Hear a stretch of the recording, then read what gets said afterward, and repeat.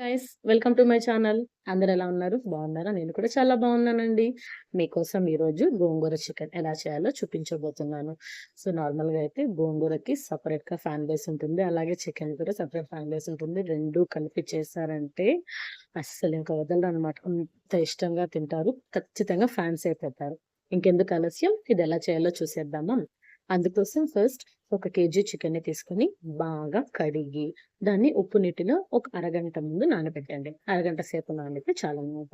తర్వాత ఒక 2 కట్టల గోంగూర తీసుకొని ఈ విధంగా నీటిలో బాగా కడిగి తీసి పెట్టండి. ఎందుకంటే దాంట్లో కొంచెం ఇసక అవి ఉంటుంది కాబట్టి నీట్‌గా కడుక్కుంటే బావుంటుందన్నమాట. ఇప్పుడు ఒక 3 పచ్చిమిరపకాయల్ని సన్నగా కట్ చేసి, అలాగే ఒక ఎర్రగడ్డను కూడా సన్నగా కట్ చేసి, టమోటాస్ ఒక 3 టమోటాలు 3 పెద్ద సైజ్ టమోటాలను కట్ చేసి, అలాగే కరివేపాకు, కొత్తిమీర కూడా తీసి పక్కన పెట్టుకోండి. ఇప్పుడు స్టవ్ ఆన్ చేసి బాండలు పెట్టి అందులో ఒక 5 స్పూన్స్ ఆయిల్ వేయండి. ఆయిల్ వేడెక్కిన తర్వాత అందులో ఆవాలు, జీలకర్ర, ఇంగువ వేయండి. అవంతా చిటపటలాడిన తర్వాత అందులో మనం కట్ చేసుకున్నాం కదండీ ఎర్రగడ్డ, పచ్చిమిర్చి, కరివేపాకు అది కూడా వేసి బాగా వేయించండి. ఈ ఎర్రగడ్డలు హాఫ్ వేగిన తర్వాత అందులో ఒక స్పూన్ అల్లం వెల్లుల్లి పేస్ట్ వేసి అది పచ్చివాసన పోయేంత వరకు సిమ్‌లో వేయించండి. ఆ తర్వాత మనం కట్ చేసుకున్నాం కదా టమాటా ముక్కలు, ఆ టమాటా ముక్కల్ని వేసి అందులో ఇప్పుడు హాఫ్ స్పూన్ పసుపు పొడి, హాఫ్ స్పూన్ మిరప్పొడి, ఆల్రెడీ పచ్చిమిర్చి వేసాను కాబట్టి మిరప్పొడి తక్కువ తీసుకోండి. అలాగే హాఫ్ స్పూన్ ధనియాల పొడి కూడా వేసి మొత్తాన్ని బాగా మిక్స్ చేసేసి టమోటాస్‌ని మగ్గనివ్వండి. ఒక 15 మినిట్స్ అంతా చక్కగా టమోటాస్ బాగా మగ్గిపోతాయన్నమాట. ఇప్పుడు మనం శుభ్రంగా కడిగి పెట్టుకున్న గోంగూర ఆకులు ఉన్నాయి కదండీ! ఆ ఆకులంతా కూడా నీట్‌గా ఈ విధంగా పైన మొత్తాన్ని అమర్చేసేయండి. గోంగూర వేసిన తర్వాత అలాగే ఒక 10 నిమిషాలు అట్లే ఉంచేసేయండి. ఇప్పుడు ఆ గోంగూరలో నుండి వాటర్ అంతా ఫార్మ్ అవుతుందన్నమాట. ఒక 10 నిమిషాలు అలాగే ఉంచేసారంటే చూసారు కదా! 10 నిమిషాల తర్వాత తీసి ఇలా కింద నుంచి పై వరకు మిక్స్ చేశారంటే కింద ఉన్న ఆకంతా బాగా మగ్గిపోయింది. ఇప్పుడు పైనుండే ఆకు కూడా ఒక 5 మినిట్స్ కల్లా మగ్గిపోతుంది. సో చూసారా? ఆకంతా బాగా ఇదైపోయి వాటర్ సెపరేట్ అవుతుంది.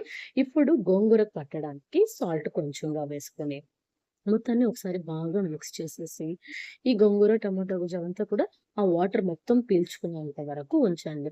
అప్పుడే ఈ గోంగూర కూడా మనకు బాగా మగ్గిపోతుందనమాట. సో, చూసారు కదా! బాగా వాటర్ అంతా ఇంకిపోయింది. ఆయిల్ కూడా సెపరేట్ అవుతుంది. సో, ఇలా ఆయిల్ సెపరేట్ అయింది అంటే గోంగూర కూడా ఉడికిపోయిందని అర్థం అనమాట. ఈ స్టేజ్‌లో మనం తీసి పెట్టుకున్నాం కదండీ చికెను, ఆ చికెన్‌ని అంతా వేయాలి. చికెన్‌ని వేసేసిన తర్వాత ఇప్పుడు రుచికి సరిపడా కల్లులుప్పు వేయండి. రుచికి సరిపడా కల్లులుప్పు వేసి ఒకసారి చికెన్‌ని గోంగూరలోకి మొత్తం బాగా మిక్స్ అయ్యేలాగా కలిపేసి మూత పెట్టేసి మీడియం ఫ్లేమ్‌లో ఒక 10 మినిట్స్ అలాగే వదిలేసేయండి. 10 మినిట్స్ తర్వాత మూత తీసి చూసారంటే చూసారు కదా! చికెన్‌లో ఉన్న వాటర్ అంతా ఎలా తేలుతుందో. సో, ఇప్పుడు ఒకసారి బాగా మిక్స్ చేసుకొని మంటని సిమ్‌లో పెట్టేసి 5 మినిట్స్‌కి ఒకసారి ఈ విధంగా మిక్స్ చేస్తూ ఉండాలన్నమాట. సో, ఆ సిమ్‌లోనే ఈ చికెన్ మొత్తం ఆల్రెడీ ఉడికిపోతూ ఉంటుంది. మనం ఉప్పు నీటిలో నానబెట్టాం కదండీ! దానివల్ల చికెన్ త్వరగా ఉడికిపోయి బాగా మెత్తగా కూడా వస్తుందన్నమాట. సో, 5 మినిట్స్ గ్యాప్ ఇచ్చి ఈ విధంగా మొత్తం గోంగూరని కలుపుతూ రండి. ఆ వాటర్ అంతా ఇంకిపోయి ఆయిల్ పైకి సెపరేట్ అవుతూ ఉంటుందన్నమాట. అప్పుడు మనకు కర్రీ రెడీ అయిపోయినట్టు. ఇంకా కావాలంటే ఇంకొంచెం సేపు కూడా ఈ విధంగానే సిమ్‌లోనే పెట్టి ఇంకా బాగా ఉడకనిచ్చామంటే టేస్ట్ చాలా అంటే చాలా బాగుంటుందండి. ఫైనల్‌గా పైన కొత్తిమీరతో గార్నిష్ చేసి వేడి వేడిగా అన్నంలోకి తిన్నామంటే టేస్టీ టేస్టీ గోంగూర చికెన్ రెడీ. ఈ వీడియో మీకు నచ్చినట్లయితే లైక్ చేయండి. అలాగే నా ఛానెల్ సబ్స్క్రైబ్ చేసుకోండి. ఈ రెసిపీ ఎలా ఉందో కామెంట్ చేయండి.